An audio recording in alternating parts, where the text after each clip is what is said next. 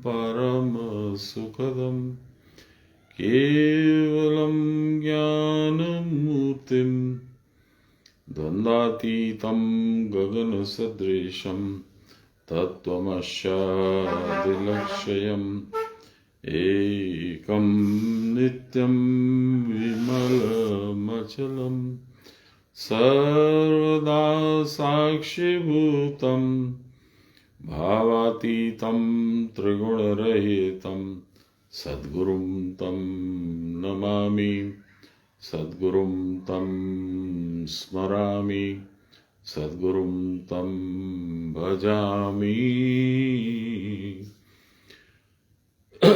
नमो ब्रह्मण्यदेवाय गोब्राह्मणहिताय च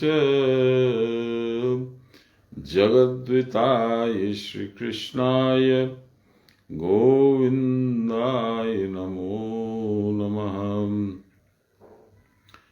मूकं करोति वाचालं पंगुं लंघयते गिरिं यत्कृपातमहं वन्दे परमानन्दमाधवम्।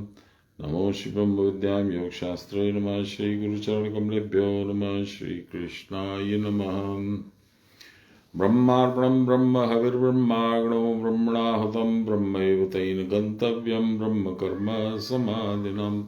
नमो श्री ब्रह्म विद्यां योगशास्त्रे नमः, श्री गुरुचरणकमलेभ्यो नमः, श्रीकृष्णाय नमः। मामर प्रणाम निबिन।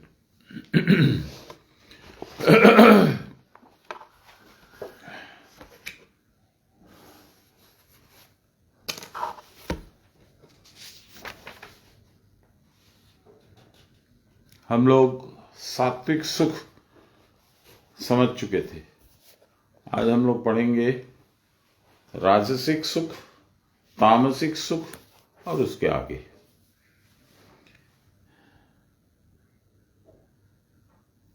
देखिए, सुख की अनुभूति और दुख की भी अनुभूति दोनों शरीर से जुड़ी, और शरीर जो है वह अहंकार की देन है।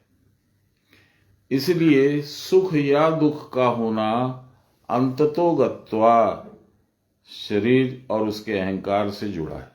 मैं सुख पा रहा हूं, मैं दुख पा रहा हूं। मैं जो है ये अहंकार का प्रतीक है। अब इसमें अहंकार जितना कम होगा, यानी कैसी चीजों से मैं सुख पा रहा हूं, किस तरीके से मैं सुख पा रहा हूं, तो वो सात्विक, तामसिक और राजसिक तीन भागों में विभाग होगा। हम लोगों ने सात्विक सुख उस दिन पढ़ लिया था। क्या पढ़ा था थोड़ा सा याद करा देता हूं। शनिवार को यत् अग्रे विषमिव परिणामे अमृतोपमम तत्सुखम सात्विकम प्रोक्तम आत्म बुद्धि प्रसादजम। मेरी बुद्धि के प्रसाद से जो पहले पहल विष के जैसा लगता था, साधन की बात कर रहे हैं भगवान, और बाद में अमृत के जैसा हो गया, वह सुख सात्विक सुख है। क्योंकि वहां सर्वथा प्रयास यह है कि मैं अपने आप को भूल जाऊं, अहंकार को नष्ट कर दूं, देह के परे चला जाऊं। ये सब सात्विक सुख तभी मिलता है। हम लोग वो स्तुति करते हैं ना, मैं बराबर बोलता हूं, ब्रह्मानंदम परम सुखदम केवलम ज्ञान मूर्तिम द्वंद्वातीतम। द्वंद्वातीतम सुख और दुख के परे, द्वंद्वातीतम गगन सदृशम। मैं स्थूल शरीर हूं नहीं तो फिर मैं हूं क्या? मैं भगवान का अंश हूं। भगवान क्या है? आकाश, खंग, शून्य। इसलिए गगन सदृशम, गगन के जैसा जब मैं हो जाऊंगा तब परमानंदम मुझे मिलेगा, ब्रह्मानंद मिलेगा, सुख मिलेगा, शांति मिलेगी। ये सात्विक सुख। ये हम लोगों ने शनिवार को पढ़ा था। आज हम लोग पढ़ेंगे 38 नंबर श्लोक। विषय इंद्रिय संयोग से जो नहीं, हम लोग पढ़ चुके हैं। राजसिक सुख मूल श्लोक पढ़े थे, पूरा श्लोक नहीं पढ़े थे, इसलिए मुझे ऐसा लगता है कि हम लोग पढ़ लिए, पढ़े नहीं। राजस सुख इसके ठीक विपरीत है। सात्विक सुख के ठीक विपरीत है राजसिक सुख। राजसिक सुख में क्या है, सांसारिक वस्तुओं से हमको सुख मिलता है। मैं, मेरा, मेरी पत्नी, मेरे बच्चे, मेरी संपत्ति, मेरा घर, मकान, दुकान इत्यादि, इनसे सुख मिलता है।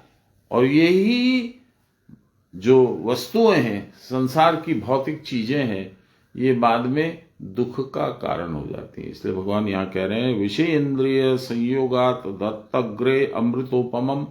शुरू में अमृत जैसे क्या सुख। परिणामे विषमिव, उसका परिणाम विष तुल्य होता है। सात्विक सुख वाली जो चीजें हैं उनका परिणाम अमृत जैसा होता है, ये ठीक विपरीत है। तत्सुखम राजसम स्मृतम, ऐसे सुख को राजसिक सुख कहा जाता है, जो शुरू में अमृत जैसा लगे और बाद में जो है सो विष जैसी हो जाए। और ये सारी चीजें जो हैं, जो पहले अच्छी लगेंगी, वो विषय के साथ में आपके संयोग के वजह से होता है। विषय और इंद्रियां, आंख से देख लिया, कुछ बहुत अच्छा लगा, घर में ले आया, बहुत अच्छा लगा सुनने में, ले आया, खाने में ले आया, शब्द स्पर्श रूप रस गंध, यही तो 5 है। इसी का तो हम लोग एंजॉयमेंट करते। चलिए आगे बढ़ते हैं।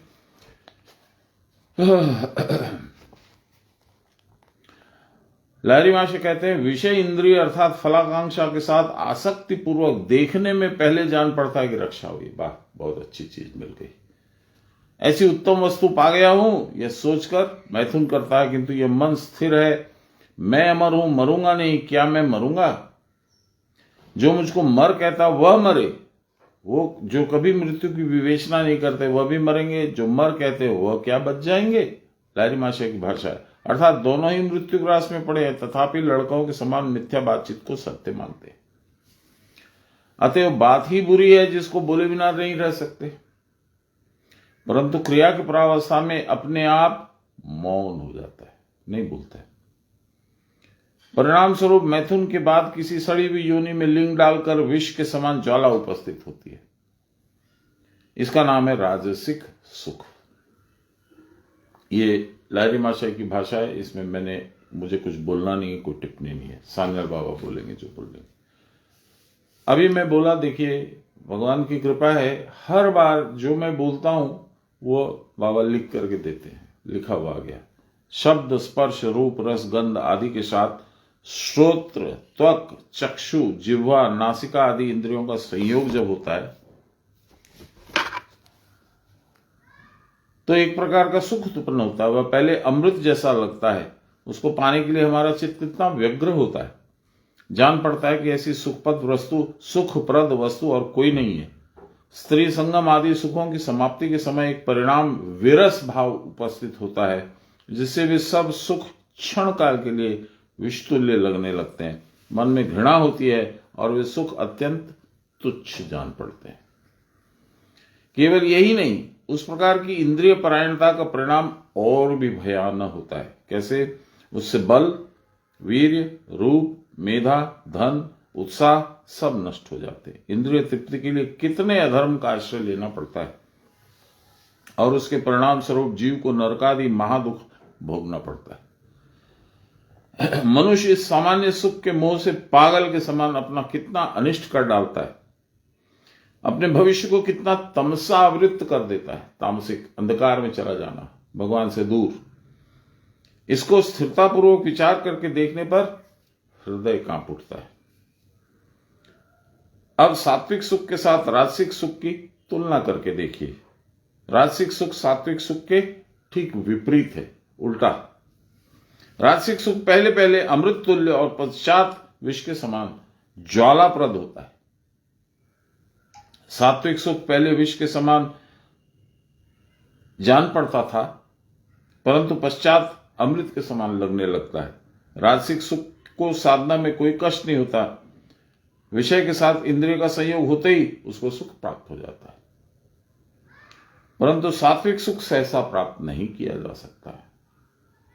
खाली गए गुरु महाराज के पास, बहुत अनुनय विनय करके उनके चरणों में झुक करके किसी तरह से दीक्षा ले लिए। मन तो है नहीं, देखना चाहते हो कि क्या है ये साधन में क्या होता है, और जब मिल गया उसके बाद विरक्ति आ जाती है, अरे कहाँ हम फंस गए, हमको इन सब चीजों से क्या लेना देना, नहीं कर। बहुत से लोग छोड़ देते। मुझे मालूम है, याद है, कतरास में एक ज्वाला बाबा के, तिवारी बाबा के शिष्य थे, डॉक्टर साहब थे। वो भागलपुर में रहते थे, तो उनको वहां दीक्षा मिल गई थी ज्वाला बाबा से। वो तो मंत्र भी भूल गए थे, साधन की प्रक्रियाएं तो भूल ही गए थे, मंत्र भी भूल गए थे। बाबा से मुलाकात उनकी हम लोगों के यहाँ घर पे हुई थी धनबाद में, तो उन्होंने कहा मैं तो भूल गया मंत्र भी। बाबा ने बोला कोई बात नहीं, तो चल मैं तेरे को दिला दूंगा। तो बाबा के रूम में गए, वहां उनकी दीक्षा फिर से हुई, मंत्र फिर दिया गया, वो फिर भूल गए, अभी भी नहीं करते। ऐसे लोगों का क्या करोगे, कुछ उपाय नहीं है। ये संस्कार हैं उनके, उनकी अभी जीवन यात्रा और है, और कष्ट भोगना और लिखा है, इसलिए साधन नहीं करेंगे ऐसे लोग। तो देखिए, पढ़ते हैं आगे। राजसिक सुख को साधने में, इकट्ठा करने में अधिक कष्ट नहीं होता है। विषय के साथ इंद्रिय का संयोग होते ही सुख प्राप्त हो जाता है। पैसा मिल गया, सुख। सुंदर स्त्री से विवाह हो गया, सुख। अच्छे बच्चे हो गए, सुख। अच्छा मकान बन गया, सुख। परंतु सात्विक सुख सहसा प्राप्त नहीं किया जा सकता है, इसके लिए साधन करना पड़ता है। अभ्यास करते करते प्राण तिक्त हो उठता है, परंतु जब एक बार प्राण वश में हो जाएगा तब साधना में सिद्धि लाभ होता है। बुद्धि निर्मल होती है, उस शुद्ध बुद्धि में आत्मा का स्वरूप दर्शन होता है। गंदे दर्पण में कुछ नहीं दिखता, गंदे पानी में कोई रिफ्लेक्शन नहीं होता। जब मन में जो प्रसन्नता आती है उसके साथ दूसरे किसी आनंद की कोई तुलना नहीं हो सकती, सबसे ऊपर है। वह सुख एकमात्र आत्मज्ञान से ही प्राप्त हो सकता है। आत्मज्ञान में जिनकी निष्ठा नहीं है, अब मुझे क्या करना है, भगवान है बहुत अच्छा है, मेरे जान लेने से भगवान बदल नहीं जाएंगे, मेरे जान लेने से कोई विशेष मुझ पे ध्यान नहीं देंगे, ये सब कुतर्क है लोगों के, और सुनने पड़ते हैं। अभी एक मूर्ख स्वामी प्रसाद, क्या नाम है उसका, यूपी में अखिलेश का भी लेफ्टिनेंट हुआ है, स्वामी प्रसाद मौर्य, वो बोला प्राण प्रतिष्ठा करने से पत्थर में जान आ जाती है। तो पत्थर से तो ज्यादा मरे हुए आदमी में प्राण डालिए ना, पत्थर से तो ज्यादा उपयोगी वो होगा। आपका कोई रिश्तेदार मर गया, दोस्त मर गया, जान पहचान वाला मर गया, आप उसमें प्राण प्रतिष्ठा कर दीजिए, प्राण जिंदा हो जाएगा, हॉस्पिटल बेकार हो जाएंगे, उनमें काम धंधा बंद हो जाएगा। अब इसकी जिसकी ऐसी सोच है उसको क्या कहिएगा।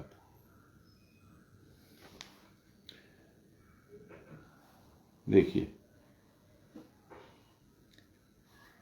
उस सुख की, सात्विक सुख की किसी और चीज से तुलना नहीं हो सकती। वह सुख एकमात्र आत्मज्ञान से ही प्राप्त हो सकता है। इनमें सर्वथा आत्मज्ञान का अभाव है। ऐसे लोग जो बोलते हैं सनातन एक बीमारी है, उसको खत्म करना होगा, कोई बोलता है सनातन का कुछ वैल्यू ही नहीं है, ये मूर्खों की कवायद है, कोई बोलता है इसमें जो भी लिखा है वो तर्क संगत नहीं है। जिसके जो मन में आता है अनर्गल प्रलाप करता है, पर सनातन को जाने बगैर जो जानेगा वो नहीं बोलेगा ये सब। जानने की एक बात, जैसे हम लोग के शास्त्रों में भी थोड़ी थोड़ी कहीं कहीं फांक मिल जाती है, उन लोगों को खोज लेते हैं लोग, है नहीं पर उनको लगता है कि उनको बहुत जबरदस्त फांक मिल गई। जैसे जनक ने हल चलाया और खेत से निकली सीता, एक घड़े में बंद थी। अब जो नहीं जानेगा साधन, ये नहीं जानेगा तुलनात्मक बातें, नहीं जानेगा आध्यात्मिक बात, नहीं जानेगा क्रिया योग, उसको तो ये बड़ा उटपटांग लगेगा। उसको लगेगा क्या पागलपन है। घड़े में एक लड़की जमीन में दबी हुई थी, वो हल चलाने से निकली, तो बहुत विचित्र बात है। कैसा ऐसा हो सकता है क्या? और वो फिर यदि पब्लिक में बोलता है कि देखिए ऐसी बात लिखी हुई है, इसमें क्या नहीं। सीता है कुल कुंडलनी, जमीन यानी मूलाधार में है, और उसको हल चलाने से यानी साधन करने से ही उनका प्रादुर्भाव होगा। तो हम जो बोलना चाह रहे हैं वो जिसके लिए बोलना चाह रहे हैं उसको तो समझ में आ जाएगा और मूर्खों को ये उटपटांग लगेगा। इसी तरह से सुखदेव जो अपनी माता के गर्भ में 12 साल रहे थे समाधि में, ऐसा कहता है, भागवत में भी है। पर वो माता के गर्भ में फिजिकली नहीं थे, वो माता के गर्भ में जैसा वातावरण था उस वातावरण में वो थे, यानी समाधि में थे। सुषुम्ना उनकी चल रही थी, बाहर के श्वास बंद थे। तो इस बात को तो कोई नहीं समझेगा तो उपाय भी क्या है? मैं भी नहीं समझता था। तो यही सब प्रश्न पहले बाबा से करता था। जब इसका गहन अर्थ समझ में आने लगा तब समझ में आएगा कितना महान है हम लोग का सनातन धर्म, और ये मूर्ख लोग जानते ही नहीं है। चलिए, तो कहते हैं एकमात्र आत्मज्ञान से ही सुख मिलेगा। आत्मा का ज्ञान, आत्मज्ञान माने दो, एक तो मेरा ज्ञान, मैं कौन हूं, वो आत्मा ही हूं मैं, इसलिए आत्मज्ञान माने आत्मा का ज्ञान, दोनों ही होता है। आत्मज्ञान में जिसकी निष्ठा ही नहीं है वे बाहरी वस्तु में सुख की आशा करेंगे। उनको बाहर चाहिए, कुर्सी चाहिए, पावर चाहिए, पैसा चाहिए। आत्मज्ञान में जिनकी निष्ठा नहीं है वे बाहरी वस्तु में खूब सुख की आशा करते हैं। उन सुखों के लिए उन्हें बहुत कष्ट भी सहन करना पड़ता है। उनके फलस्वरूप नाना प्रकार के दुसाध्य रोगों को भी भोगना पड़ता है और मरणोपरांत तक नरक भोग करना पड़ता है। मैं गीता हाथ में लेकर के आपके सामने एक बात दोहराता हूं। मैं कई बार बोल चुका हूं, गीता सेशन में शायद नहीं मैंने बोला होगा। मेरा जो सबसे अभाव का समय था, विपद थी, 7.5 ही चल रही थी शनि की, और कहीं से भी कोई आशा की किरण नहीं थी। उस समय बाबा आए मेरे घर में, और उस भयंकर समय में मेरा समय जो है वो स्वर्ग में निवास करके जितना सुख मिलता उतने सुख में मैं रहता था गुरु महाराज के चरणों में। अब इस बात को मेलोडी खाओ खुद जान जाओ, नहीं जिसको अनुभव है वो नहीं समझेगा, वो समझेगा ऐसे ही कुछ बोल रहा है। मैं गीता स्पर्श करके बोल रहा हूं, गलत नहीं बोल रहा हूं। सबसे सुख का समय मेरा वही गया। मेरे बच्चे इंग्लैंड में पढ़ते थे, पत्नी उनसे मिलने गई हुई थी, मैं अकेला था घर में, काम धंधा कुछ सारा बंद हो चुका था, फैक्ट्री वैक्ट्री सब बंद हो गई थी। लेकिन मैं स्नान भी करता था तो मैं भजन गाता था ऊंचे स्वर में। लोग बोलते थे यार तुम आदमी हो क्या हो? मेरे बड़े भाई साहब ने कहा कि तेरे को तो इतनी समस्याएं हैं, उसके बाद भी तेरे को बीपी भी नहीं है, कुछ भी नहीं है, ये कैसे है? मेरे को तो कुछ भी प्रॉब्लम नहीं है, फिर भी मेरे को ये समस्या है, मेरे बेटे को ये समस्या। ये भाई साहब के वर्ड्स हैं, उनको समझ में नहीं आता था। अंतकाल में गुरु महाराज की कृपा उनको मिली, मेरे सबसे बड़े भाई साहब को, और बुद्धिमान बहुत थे।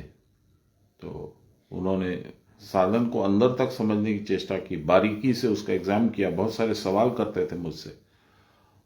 और जब वो धनबाद में आते थे तो 2 2.5 3 घंटा मेरे से बाबा की बातें ही सुनते थे। बस मैं बोलता था कि मेरे को रोकना मुश्किल है, आपको जब लगे कि हाँ बहुत हो गया तब रोक देना। बोलते तू उसकी चिंता मत कर, तू बोल। तो बाबा के अलग अलग प्रसंग, जब ये कहानी में ऐसा हुआ, ये ऐसा हुआ, ये बोले, ये मैं बोलता रहता था, मुझे अच्छा लगता था। इसीलिए कहा ना कि सुख का समय गया, वो सबसे ज्यादा सुख का। ऐसा लगता था जैसे स्वर्ग है तो यही है। मैं भाग भाग के कोई ना कोई छोटा मोटा बहाना बना के कलकत्ता आ जाता था बाबा से मिलने के लिए। 2 दिन 3 दिन 4 दिन 5 दिन लगातार उनके पास जाता था। क्यों? सुख का स्पर्श मिलता था उनसे, शांति का स्पर्श मिलता था, टेंशन की ज्वाला खत्म हो जाती थी। आत्मज्ञान होने से ये होता है। आत्मज्ञान उन्होंने दिया। राजसिक सुख तो केवल वासना की परितृप्ति का साधन है। किसी कारण वह चंचल है, इस सुख के लिए अन्य वस्तु की अपेक्षा करनी पड़ती है। वह सुख तो मैं उसमें खोज रहा हूं, पत्नी में, बच्चे में, धन में, फ्लैट में, संपत्ति में। यह मन, प्राण और बुद्धि की स्थिरता से उत्पन्न होता है, अतः वह अचंचल है। सात्विक सुख इंद्रिय के साथ विषय के संयोग से उत्पन्न नहीं होता है, और कुछ कुछ सुख विषय मिश्रित नहीं है, इसी कारण वह निर्मल, आकाशवत, स्वच्छ एवं सर्वतोमुखी होता है। यह केवल परमानंद स्वरूप है, उसमें दुख की तरंगे नहीं उठती। राजसिक सुख देहेंद्रियों के संयोग से उत्पन्न होता है, और सात्विक सुख देहेंद्रियों की अतीत अवस्था से, देह को पीछे छोड़ देने से उत्पन्न होता है। मैं आपको फिर बताता हूं। तो पता लगता था बाबा 10 दिन के बाद आने वाले या फलानी तिथि को आने वाले, तो ऐसे उमंग हो जाती थी, ऐसा उत्साह हो जाता था कि मैं आपको क्या बता सकता हूं। बाबा आएंगे, बाबा आएंगे, सुख से सोता था मैं, इतनी विविधताओं के बीच में भी। तामस सुख, हम लोगों ने सात्विक देख लिया, राजसिक देख लिया, तामसिक। तामस सुख, यदग्रे चानुबंधे च सुखम मोहनमात्मनः निद्रालस्य प्रमोदोत्थाम तत्तामसमुदाहृतम्। जो सुख पहले और बाद में दोनों समय बुद्धि के लिए मोहप्रद होता है, बुद्धि को मुंह में डाल देता है, निद्रा, आलस्य और प्रमाद से पैदा होता है, वह सुख तामस कहलाता है। आध्यात्मिक व्याख्या। लहरी माशे, पहले मन को बांध डालता है, किंचित अल्प सुख के लिए मोहित कर देता है, वह निद्रा में पहले पहल अनुभव होता है। सोते हो तो बड़ा अच्छा लगता है। यदि गर्मी की टाइम है तो ऐसा लगता है कि अब आराम आया, अब आराम आया, दिन भर की थकावट दूर होगी। यदि जाड़े का समय है और लेप या रजाई या कंबल ओढ़ते हो तो लगता है आहा, ठंडी से बचे, आनंद आया। कौन सा आनंद है? तामसिक। क्योंकि नींद भी तामसिक गुण ही है। कबीरदास जी कहते हैं, नींद निशानी नीच की, उठो कबीरा जागी। और रसायन छोड़ के, संसार रसायन, पैसा, ये शब्द, स्पर्श, रूप, रसगंध, इनको छोड़ो, राम रसायन लागे, राम के साथ लगो। यद्यपि जब कोई बाधा देता तब अनुभव होता है, उसी प्रकार आलस्य में भी तथा रुष्ट होने में अथवा किसी विषय में प्रमत्तता पूर्वक आसक्ति के साथ दृष्टि करना, इन सब को तामसिक सुख कहते हैं। अर्थात कुछ भी नहीं देख पाता। अज्ञान तिमिरांधस्य ज्ञानांजन शलाकया, इसीलिए गुरुदेव वहां पर रहने नहीं देते। क्या बोलते थे? आमरा तो सब बेनु नर्दमार पोका, ওখানেই থাকতে, ওই দুর্গন্ধতে, দুরাবস্থায় থাকতে ভালোবাসি, ওটাই আমাদের স্বাভাবিক। কিন্তু গুরুদেব তো জানেন এখানে তো আমার কিচ্ছু পুণ্য অর্জন হবে না, সেই জন্য উনি মাঝে মাঝে উঠিয়ে মধুর পাত্রতে একটু মধু দিয়ে আমাকে ওখানে ছেড়ে দেন। কিন্তু আমার তো ওখানে ভালো লাগে না। 5 মিনিট, 7 মিনিট, 10 মিনিটের পরে আমার মনে হয় ওখানেই তো ভালো ছিল, নর্দমার মধ্যেই তো ভালো ছিল, ওখানেই যাই। গুরুদেব দেখেন আমাদের ছটপটি, আবার ওখানে ফিরিয়ে দেন। কিছুক্ষণ পরে ওখানে থাকতে আমার মনে হয়, আহারে মধুটা তো ভালো ছিল, কেন যে আমি এখানে এলাম। তখন আবার 10 মিনিট, 15 মিনিট, আস্তে আস্তে আস্তে আস্তে 24 ঘন্টা যখন হয়ে যাবে, হয়ে গেল। ये तामसिक गुण और राजसिक गुण का यही आकर्षण है। सुनिए, अब सान्याल बाबा बोलते हैं, जो सुख आत्मज्ञान से उत्पन्न नहीं होता, भगवान को जान गए, अपनी आत्मा को जान गए, खुद के शरीर के अव्यय को जान गए, शरीर की कमजोरी को, मजबूती को जान गए, आत्मज्ञान। ये भौतिक है, लेकिन अलौकिक ज्ञान भी है आत्मा में। यह विषय इंद्रियों के संयोग वश भी नहीं होता, पैसा मिला बहुत सुख हो गया, गाड़ी मिली बहुत सुख हो गया। बल्कि इन दोनों के विपरीत न तो आत्मज्ञान से न विषय पाने की वजह से सिर्फ निद्रा, आलस्य और प्रमाद से उत्पन्न होता है, वो तामसिक है। रात भर सोकर भी दिन में खर्राटे की नींद लेते, सामान्य जब ध्यान में मनोनिवेश नहीं कर पाते, यदि करते भी हैं तो केवल तंद्रा, बिना निद्रा के चारपाई पे पड़े रहते, थोड़ी देर भी बैठ नहीं सकते, थोड़ी देर बैठने पर सोने की इच्छा आती है, जगे हुए हैं तथापि कोई कर्तव्य कर्म उपस्थित होने पर उसे कदापि नहीं करते, करने के लिए कहने पर बिगड़ जाते। क्या सोने से, बैठे रहने से, आलस्य में कालक्षेप करने से किसी को सुख मिला है? अवश्य इसमें एक प्रकार का सुख तो है, परंतु भोगादि के समान इंद्रिय तृप्ति या चित्त विश्रांति के कारण यह सुख नहीं है। मन में तो सैकड़ों कल्पनाएं करता है, परंतु उठने या कुछ करने के लिए कहने पर बिगड़ उठता है। इससे जान पड़ता है कि इस आलस्य या जड़ता के भीतर भी एक प्रकार का सुख है। नहीं तो क्या कारण है कि आदमी बैठा रहता है तो बैठा ही रहना चाहता है, सोता रहता है तो सोता ही रहना चाहता है? क्या कारण? उसको आनंद मिलता है, तामसिक आनंद। नहीं तो मनुष्य उसे छोड़ना क्यों नहीं चाहता? यह सुख वस्तु तंत्रता से शून्य होता है। वस्तु तंत्रता यानी किसी वस्तु पे सापेक्ष नहीं है, ये वस्तु होगी तो आनंद मिलेगा, ऐसा नहीं। ये एक प्रकार का बुद्धि का आच्छन्न भाव है। जैसे खुद कंबल ओढ़ के सोता है, ऐसे उसकी बुद्धि भी कंबल ओढ़ी हुई है, उसको भी, उसकी बुद्धि को भी कुछ नहीं दिखता है। मादक द्रव्य ग्रहण करने पर इसी जाति का सुख अनुभव होता है।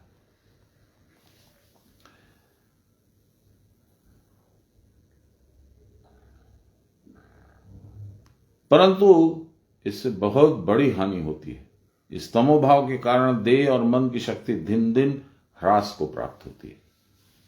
ह्रास मीन्स डिप्लीशन, खत्म होना, व्यय होना, नष्ट होना। इस तमोभाव के कारण देह मन की शक्तियां दिन दिन ह्रास को प्राप्त होती हैं, ज्ञान की उज्ज्वलता घटती चली जाती है। इसे कोई कर्तव्य निश्चय नहीं कर पाता, आलस्य और अतीत से वंचित हो जाते हैं। तीक्ष्ण प्रतिभा रहने पर भी आलस्य से उनकी गति अति मंद हो जाती है। तमोगुण एक प्रकार की मादकता प्रदान करता है, उसमें किसी प्रकार का विचार नहीं रहता।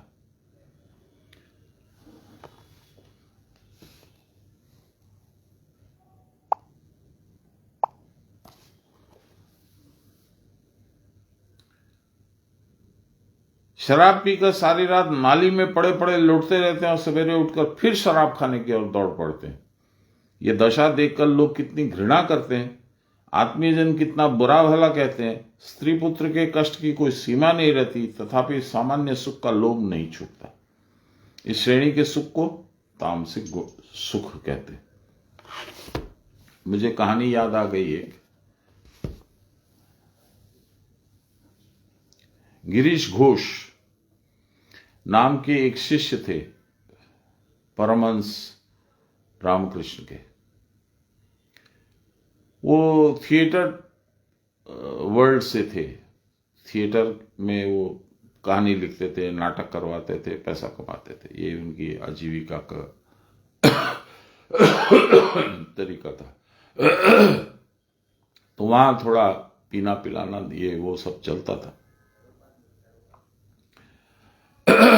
भाग्य मोड़ लेता है तो क्या होता है देखिए।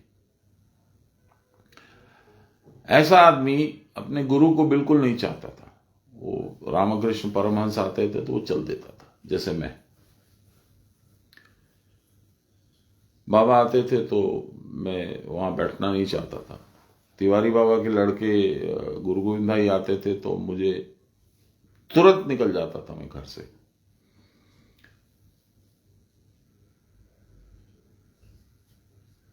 वो पीते रहते थे। उनकी दीक्षा जब रामकृष्ण परमहंस से हो भी गई तो भी वो पीना नहीं छोड़ पाए। एक बार एक गुरु भाई उनका गया रामकृष्ण जी के पास, बोला प्रभु गिरीश घोष थोड़ा सा ज्यादा पीने लगा है तो उसका कुछ आप करिए। तो रामकृष्ण जी ने कहा भेजो उसको मेरे पास। तो गिरीश घोष आए, बोले गिरीश तो दोनों टाइम पीता है? जी प्रभु। तो एक काम करना, चाहे तो सुबह का नियम बना ले और चाहे शाम का। गिरीश घोष ने बड़ी शालीनता से और अचंभित कर देने वाला जवाब दिया। बोले गुरुदेव আমি কি করে বুঝবো কখন সকাল হলো কখন বিকেल, कब सुबह हुई कब शाम, ये मुझे पता कैसे चलेगा?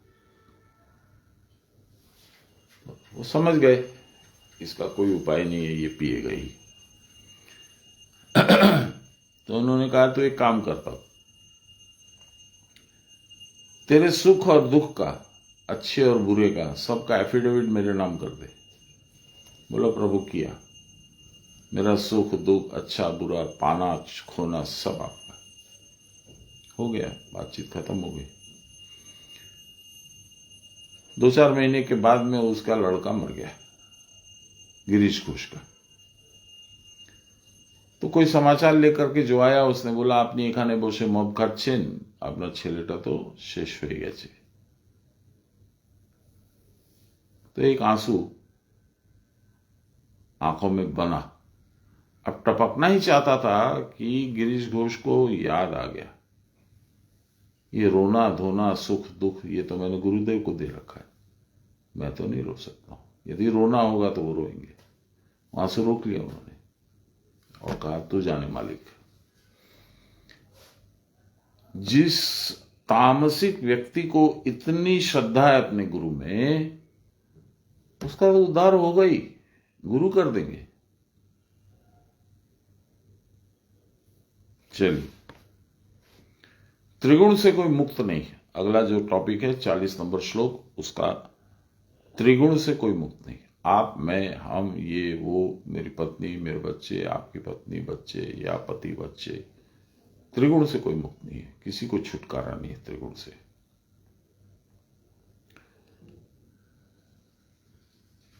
सुनिए, ना तदस्ति पृथ्व्याम वा दिवि देवेषु वा पुनः सत्वं प्रकृतिर्जैर्मुक्तम यदेभिष्यात्रिभिर्गुणे। पूरे संसार में ऐसा कोई नहीं है जो 3 गुणों से मुक्त है। पढ़ते हैं बाबा क्या लिखे हैं। पृथ्वी में अथवा स्वर्ग में, देव योनि में अथवा देवताओं में वैसा प्राणी या वस्तु कोई नहीं है जो प्रकृति से उत्पन्न इन 3 गुणों से मुक्त हो। कितना पावरफुल है देखिए। 14वें अध्याय में इसका विस्तृत व्याख्या हम लोगों ने पढ़ा।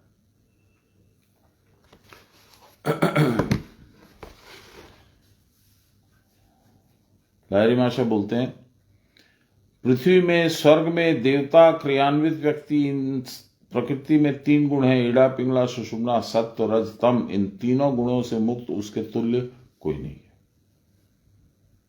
क्रियान्वित माने क्रिया योगी, वो भी नहीं है। देवता तो आप जानते हो, जब देवताओं के राजा इंद्र को ही दुनिया भर का अहंकार है और मोह है अपने सिंहासन से, तो फिर कौन सा देवता मोह रहित हो सकता है? सान्याल बाबा बोलते हैं, प्रकृति का परिणाम यह जगत है, अतएव जगत की कोई वस्तु कोई प्राणी सत्वादि गुणों से मुक्त नहीं है। जहां सत्वादि गुण है तदनुसार कर्म भी होते हैं। इन सब भेदों को दिखलाने के लिए भगवान ने ज्ञान कर्म कर्ता बुद्धि धृति और सुख का त्रैविध्य दिखलाया। इसको धीरे धीरे पढ़ते हैं। ज्ञान 3 तरह का, सात्विक रासिक तामसिक।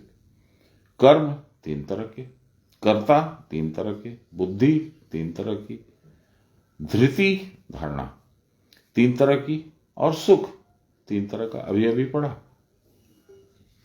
सब 3 तरह के, जिनसे लोग समझ सकें कि किस प्रकार के कर्म करणीय है और किस प्रकार के कर्म त्याज्य है। मैं शुक्रवार को भी यही डिस्कशन हम लोग कर रहे थे।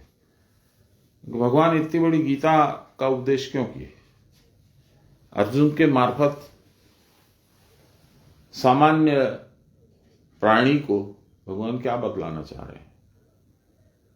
भगवान बड़ा सुंदर तरीके से गीता का गठन किया उन्होंने। भगवान में लॉजिक नहीं होगा तो क्या आप में मेरे में होगा?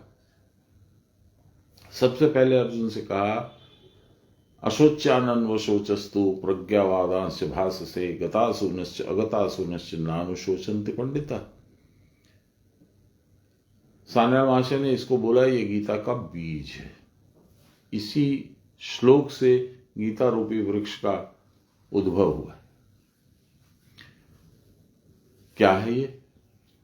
अशोच्यानन व शोचस्तु, जिस चीज पे कोई चिंता, कोई फिक्र, कोई टेंशन नहीं होना चाहिए उसके बारे में तो तू सोचता रहता है। प्रज्ञावादांश भास से, और बड़ा समझदार, प्रज्ञावान, ज्ञानवान ऐसा तू भाषण देता है, बोलता है। गतासूनश्च अगतासूनश्च नानुशोचन्ति पंडिता। गतासूनश्च जो जा चुका है, जो बातें खत्म हो चुकी। अगतासूनश्च जो भी आई भी नहीं है, that bridge has to be crossed when you reach that bridge, वो भी आया नहीं है। गतासूनश्च अगतासूनश्च नानुशोचन्ति पंडिता, जो वास्तविक ज्ञानवान, प्रज्ञावान, बुद्धिमान होता है वो बीती बातों को भी नहीं सोचता है और भविष्य वाली बातों को भी नहीं सोचता है। हे अर्जुन, तू जान पहले तू है कौन। अर्जुन ने कहा ना कि मैं नहीं लड़ सकता हूं, मैं इनको नहीं मारूंगा, इनको मार के राज्य मिला तो क्या मिला, तो पाप से लिप्त होगा, उनके रक्त से लिप्त होगा, मैं नहीं लूंगा। ये सब उसने ज्ञान दिया। तो इसीलिए गीता का प्रयोजन हुआ। ये भ्रांति आप में, मेरे में, सब में कूट कूट के भरी पड़ी, क्योंकि हम लोगों को संस्कार में मिलती है ये भ्रांति। जो वैश्य है, जैसे हम लोग हैं, बिजनेसमैन है, हम लोग को पैसा कमाना ही मुख्य उद्देश्य है। जो क्षत्रिय है उसको लड़ाई करना मुख्य उद्देश्य है। जो ब्राह्मण है वो करता तो बात ब्रह्म की है, लेकिन उसमें भी उसका मिश्रित भाव रहता है कि ठीक है मेरा पेट भी तो चलना चाहिए। खाली राम राम राम राम कहने से मेरा पेट कैसे भरेगा, मेरे बच्चे कैसे सुख साधन पाएंगे?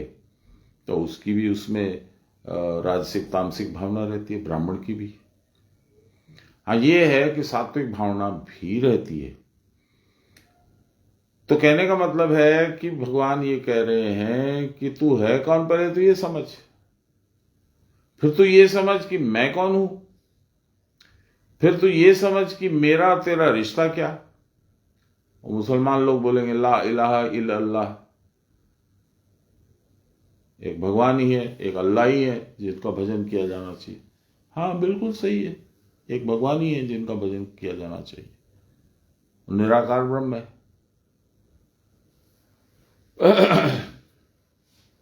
फिर भगवान ने कहा कि मेरे रूप है कौन, संसार में कुछ नहीं है मेरे अलावा। फिर उन्होंने बताया मैं कैसे हूं, क्या हूं, किस तरह से मैं श्रेष्ठतम हूं। विभूति योग में आ गए हम लोग। फिर उन्होंने पहले ही बता दिया था कर्म क्या करना है तेरे को।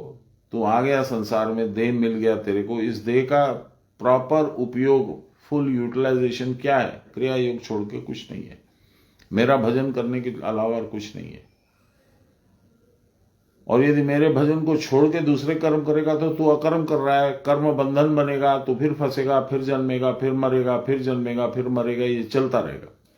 यदि इससे बचना है तो ये कर्म कर। फिर उन्होंने अष्टम अध्याय में बताया यम यम भावे स्मरणवंता त्यजंतम कलेवरम। फिर बोला तस्मात् सर्वेषु कालेषु मामनुस्मर युद्ध च।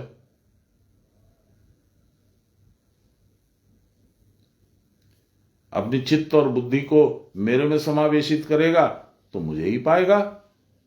सो इजी, पर इजी नहीं है, इसलिए तो अभ्यास कर, सब समय मेरा ध्यान करने का अभ्यास कर। ये सब अष्टम अध्याय की बात हुई। फिर 12वें अध्याय में भक्ति योग में बताया कि तू मेरा भक्त बन, मन मना भव मद भक्ता मद्याजी माम नमस्कुरु। और बताया ये तू सर्वाणी कर्माणि माई योगेन माम ध्यान तम उपासते। यदि ऐसा कर पाएगा संसार सागरात भवामी न चिरेणार्थ मय्यावेशित चेतसाम, तो मैं तेरा उद्धार कर दूंगा, तेरे को इस संसार सागर से निकाल दूंगा, इस आवागमन के चक्र से अलग कर दूंगा। तो मेरे साथ रहेगा। शिवेन सह मोदते। अर्जुन ने बोला तू है कौन? तूने बहुत कुछ बताया भगवान, मैं समझ नहीं पाया, दिखा दो मुझे। तो 11 अध्याय में विराट रूप दर्शन योग में भगवान ने उसको दर्शन भी करा दिया। फिर भी अर्जुन को नहीं समझ में आया तो उन्होंने क्षेत्रज्ञ विभाग योग बताया 13वें अध्याय में। उसमें उन्होंने बताया कि तू क्षेत्र है, मेरा स्वरूप। निराकार का कोई स्वरूप नहीं होता, पर उन्होंने स्वरूप बनाया तेरे लिए। वो यहां रहता है, उसके अंदर में वो उत्तम पुरुष रूप में रहता है, श्वास में वो प्राण रूप में रहता है, जीव आत्मा है तू। ये सब बताया। फिर बताया कि जो प्रकृति है, मेरी प्रकृति, वह 3 गुणों के मार्फत काम करती है। और अब मोक्ष योग में वो बता रहे हैं कि 3 गुणों की वजह से तेरा सारा अस्तित्व 3 तरीके का हो जाता है, सात्विक, राजसिक, तामसिक। वो क्या क्या बताया अभी आप लोगों ने पढ़ा ना।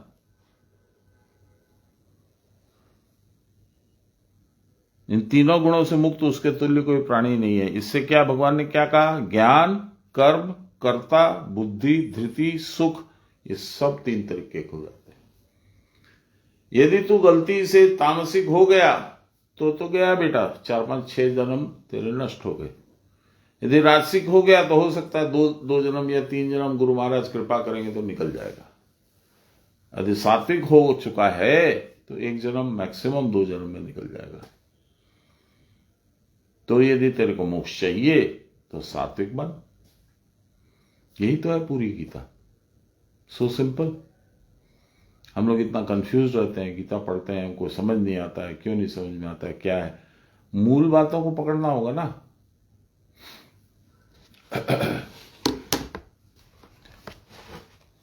इन सब भेदों को दिखलाने के लिए भगवान ने ज्ञान, कर्म, कर्ता, बुद्धि, धृति और सुख आदि का त्रैविध्य दिखलाया है, 3 टाइप्स, जिससे लोग समझ सके कि किस प्रकार कर्म करनी है, किस प्रकार के कर्म करनी है, कौन सा कर्म करना है और किस प्रकार के कर्म त्याज्य हैं।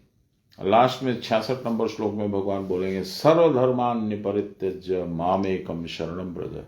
सारे कर्म, अकर्म, दिस दैट, ये धर्म बोलता है, वो धर्म बोलता है, सब छोड़, तो मेरे शरण में आ जा, मैं तेरा उद्धार कर दूंगा।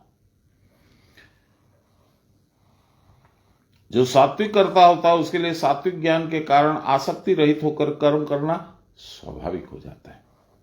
उसकी बुद्धि भी सात्विक होती है, अतएव प्रवृत्ति, निवृत्ति, कार्य, अकार्य के संबंध में उसका ज्ञान निश्चित और सुदृढ़ होता है। जिस कर्म से बंधन होता है उस कर्म में वह कभी प्रवृत्त नहीं होता। उसकी प्रवृत्ति इस प्रकार के कार्यों में नहीं होती। इसका कारण यह है कि उसकी धृति सात्विक होती, धारणा।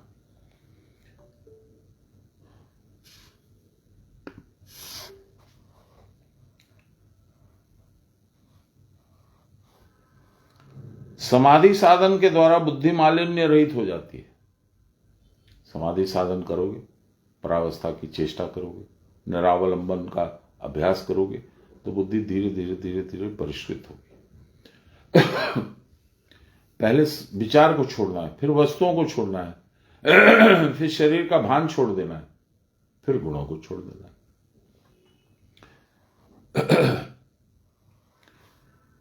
वात्याहत तरणी के समान इंद्रियां उसको यत्र तत्र निक्षेप करें, इसकी फिर कोई संभावना नहीं रहती। मैंने कुछ देख लिया दूर में या सुन लिया, भागा उसकी तरफ, ये नहीं होता है ऐसे व्यक्ति से, सात्विक व्यक्ति के लिए। इस प्रकार के संयम के फल से जो परमानंद प्राप्त होता है वह सात्विक कर्ता निश्चय ही प्राप्त करेगा। इस निर्मल आनंद को छोड़कर विषयों का मलिन वारी पान करने के लिए उसकी संभावना नहीं होती। वारी माने नाली, गंदी नाली। कहते हैं इस प्रकार के संयम के फल से जो परमानंद प्राप्त होता है वह सात्विक कर्ता निश्चय ही प्राप्त करेगा। उस निर्मल आनंद को छोड़ करके, सात्विक गुण में जो निर्मल आनंद है उसको छोड़ करके विषयों का गंदा बहता नाला और उसका पानी पीना तो कभी नहीं करेगा। कोई भी आदमी अपने सेंस में होगा तो नहीं करेगा। इसी से भगवान ने इन सब गुणजात कर्मों और उनके बुद्धि के भेदों को दिखलाकर साधक को सावधान कर दिया है। मैं एक बार रात को धनबाद डीसी के बंगला में गया, तो वहां आर्म्ड गार्ड रहता है, उसने बंदूक तान दी। Who was there? कौन जा रहा है? मैंने कहा दोस्त दोस्त दोस्त, तो उसने बंदूक नीचे करी, जाओ। भगवान आपके दोस्त है, गुणों की बंदूक तनी हुई है। बचना है तो भगवान से वार्तालाप करो, बोलो मैं आपका दोस्त हूं, आप मेरे दोस्त हैं, आप मेरे पिता हैं। पिता से बड़ा दोस्त कोई नहीं होता, गुरु हैं, मुझे गाइड कीजिए।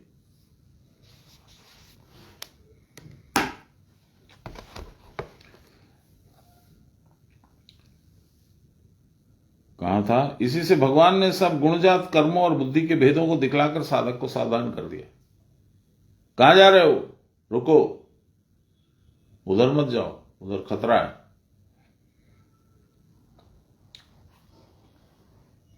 आत्मा निर्गुण है, अतएव कोई कर्मफल उसको बंधन में नहीं डाल सकता है। इसलिए उस आत्मस्वरूप में प्रतिष्ठित हो जाओ। समझे कितना सिंपल लॉजिक है। आत्मा को बंधन नहीं है तो आत्मा में प्रवेश कर जाओ, कौन बांधेगा फिर तुमको।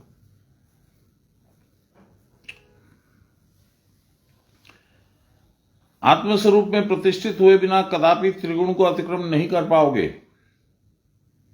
ये गुणत्रय ही आत्मस्वरूप में प्रतिष्ठित होने में प्रधान बाधक है। तामसिक गुण में रहोगे, दिन भर सोए रहोगे, उल्टा सीधा विचार रहेगा और सोचोगे मैं आत्मा में चला जाऊंगा, होगा? Not possible. इसी से कहते हैं कि गुणत्रय में सत्व ही निर्मल और प्रकाश धर्मी है। अतएव यदि सत्व गुण का आश्रय कर सको तो ब्रह्म संस्पर्श प्राप्त हो जाएगा, ब्रह्म का प्रकाश अनुभव में आएगा। संस्पर्श नहीं, टच, फील।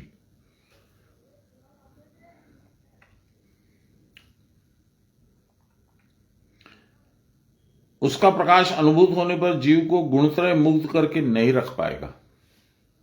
त्रिगुणमयी प्रकृति ही इड़ा पिंगला सुषुम्ना है। इड़ा पिंगला में जब तक प्राण का प्रवाह चलता तब तक संसार दृष्टि नष्ट नहीं होती।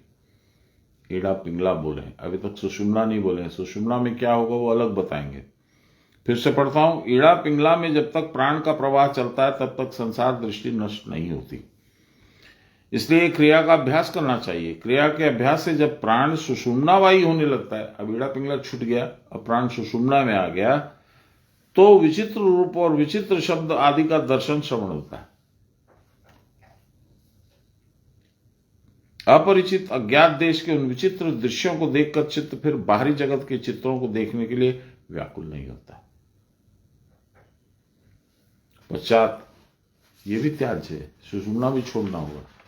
पश्चात सुषुम्ना में प्राण के रहते रहते आप गुणातीत अवस्था आपको प्राप्त होते हैं। जैसे तिल में तेल, दधी में घृत, स्रोत में जल, काष्ठ में अग्नि रहती है, उसी प्रकार प्रकृति में ब्रह्म रहता है। प्रकृति भी ब्रह्म से पृथक नहीं है। मेरी शक्ति मेरे से अलग कैसे होगी? ब्रह्म की शक्ति उनसे अलग कैसे होगी? इसीलिए वो दोनों एक हैं। क्रिया के द्वारा देह प्रकृति के भीतर उसको परावस्था रूप में लक्ष्य कर सकते हैं। कुटस्थ में रहते रहते अनुभव होता है मानो आत्मा को देख रहा हूं। पश्चात फिर दृष्टा में भी नहीं रहता। जैसे दूध के प्रत्येक अणु में घृत रहता है, उसी प्रकार सर्वव्यापी आत्मा सबके भीतर प्रकाशित होते हैं। कुटस्थ में रहते रहते यह बोध निश्चल हो जाता है, तो क्रिया का अभ्यास करके कुटस्थ दर्शन करने की योग्यता प्राप्त करना आवश्यक है। इससे साधक इड़ा पिंगला सुषुम्ना की अतीतावस्था प्राप्त कर सत्व, रज और तम इन तीनों गुणों को अतिक्रम कर सकता है। यह करे बिना गति भी नहीं है। आता हूं मैं, इसको थोड़ा सा विचार हम लोग करेंगे। इन तीनों गुणों से देवता, मनुष्य और इतर प्राणी सब आबद्ध रहते हैं। कोई ना कोई गुण रहेगा या गुणों का मिश्रण रहेगा। सत्वगुण अति मात्रा में या अल्प मात्रा में रहेगा तो बाकी गुण विशाल मात्रा में रहेंगे। सत्वगुण विशाल मात्रा में रहेगा तो बाकी गुण अल्प मात्रा में रहेंगे। इस त्रिगुण के बंधन से मुक्त हुए बिना जीव के दुख भोग का अवसान नहीं है। त्रिगुण का उत्पादक कौन है? अब देखिए, ध्यान देके सुनिए, समय है ना? हाँ, 5 मिनट है, तो हम लोग वही चर्चा करते हैं इसको। 40 नंबर श्लोक हुआ, कर्म विभाग और तदनुयायी त्रिवर्ग, शूद्र वैश्य क्षत्रिय ब्राह्मण, इसके बारे में चर्चा है, ये अब हम लोग कल करेंगे। आज थोड़ा समझ लें कि त्रिगुण की जो चर्चा हुई है उसका मतलब क्या है। आप लोगों को बहुत बार मैंने बोला है, बाबा हरदम बोलते थे, बाबा की ही बात को मैंने दोहराया आप लोगों के सामने, to know God you have to enter your mother's womb. भगवान को जानने के लिए माता के गर्भ में जाना पड़ेगा। इसका मतलब क्या? माता के गर्भ में ईड़ा और पिंगला से श्वास नहीं चलता था, क्योंकि आप एक लिक्विड सैक में थे, बच्चे रूप में, शिशु में, और बाहर का श्वास चलता तो लिक्विड जो है लंग्स में चली जाती, डूब जाता बच्चा वहीं पे, जन्मने के पहले ही, जय सिया राम। तो इसलिए भगवान की व्यवस्था है कि ईड़ा पिंगला का श्वास नहीं था, तब वो श्वास कहां से लेता था? मां से उसका कनेक्शन था। मां जो श्वास लेती थी वो सुषुम्ना वायु होकर के उसके शरीर में जाता था, उसी में वो पुष्ट होता था।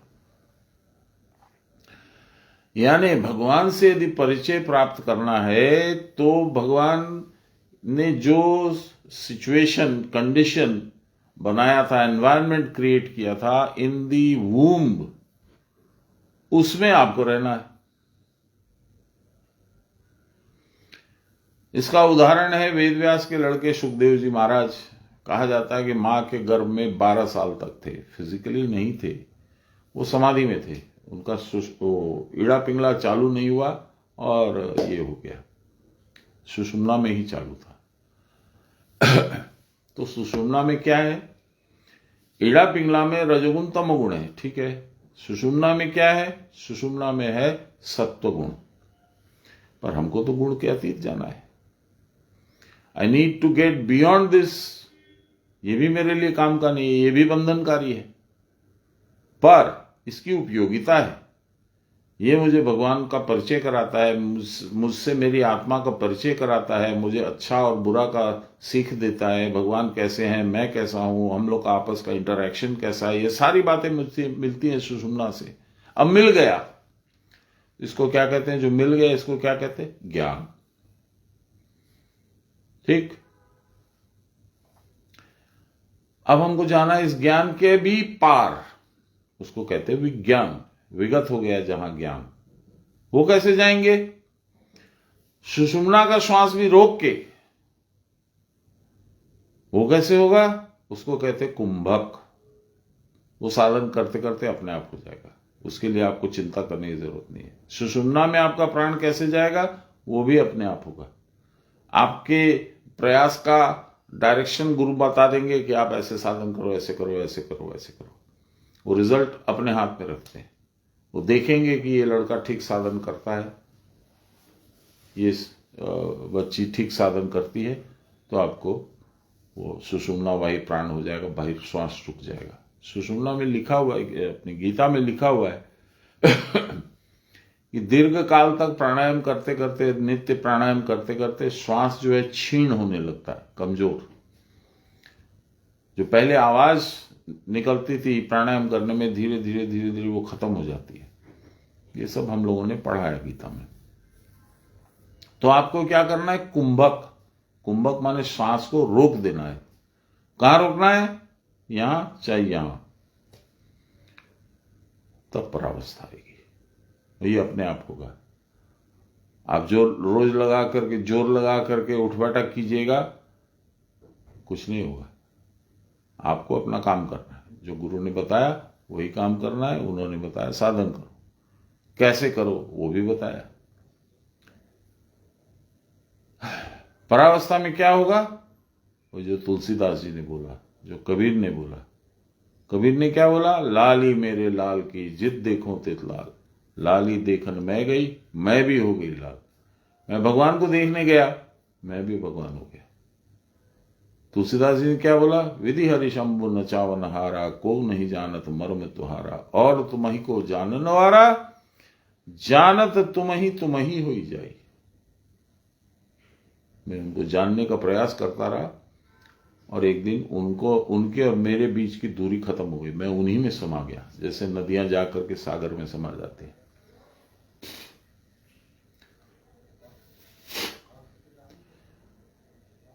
तो सारी साधना का निचोड़ ये है कि जो एक ब्रह्म और मेरे बीच में इमेजिन्ड डिस्टेंस है, काल्पनिक एक दूरत्व है, वो वहां है, मैं यहां हूं। मेरा और भगवान का क्या है? मेरा तो भगवान से कोई परिचय नहीं है, उनका मेरे से भी कोई परिचय नहीं है। मैंने कभी देखा नहीं है, सुना नहीं है, अनुभव नहीं किया। तुमको कुछ जरूरत नहीं है। एक भिखमंगा था, अंधा, वो रोज मंदिर जाता था। तो एक भले आदमी ने पूछा कि अरे भाई, मैं तुमको रोज देखता हूं, तो रोज मंदिर में आता है, तेरी तो आंखें नहीं है, फिर क्या करने आता है? तो संध्या ने कहा कि मेरी तो आंखें नहीं है, मैं तो उनको नहीं देख पाता हूं, पर वो तो मुझको देख पाते हैं। ऐसा ही है, आपकी आंखों में क्षमता नहीं है कि आप भगवान को देख सकें, और वो तो आपको देख रहे हैं। रोज आप मंदिर में जाइएगा, रोज माथा नवाइएगा, वो हाथ रख देंगे सिर पे एक दिन। जय गुरु।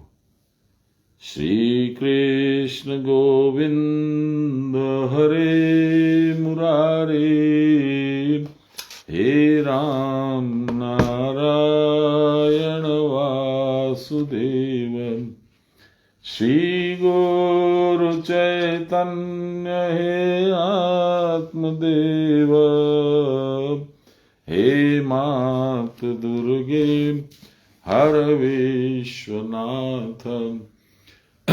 सर्वे भवन्तु सुखिनः, सर्वे सन्तु निरामया, सर्वे भद्राणि पश्यन्तु, मा कश्चित् दुःखभाग् भवेत्।